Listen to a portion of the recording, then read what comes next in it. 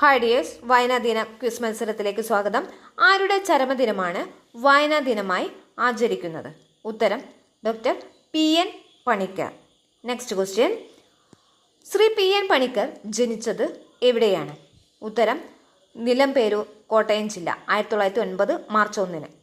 ഏതു വർഷം മുതലാണ് കേരളത്തിൽ വായനാ ദിനമായി ജൂൺ 19 ആചരിക്കുന്നത് തുടങ്ങിയത്?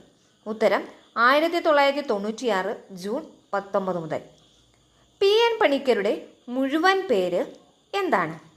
ഉത്തരം പുതുവായിൽ നാരായണ പണിക്കർ എന്നതാണ് മുഴുവൻ പേര്. നെക്സ്റ്റ്, കേരളത്തിൽ ഗ്രന്ഥശാല പ്രസ്ഥാനത്തിന് തുടക്കം കുറിച്ചത് ആരാണ്? ഉത്തരം PN പണിക്കർ. അടുത്ത ക്വസ്റ്റ്യൻ, മലയാളം അച്ചടിയുടെ പിതാവ് ആരാണ്? ഉത്തരം ബെഞ്ചമിൻ ബെയ്ലി. ഓക്കെ.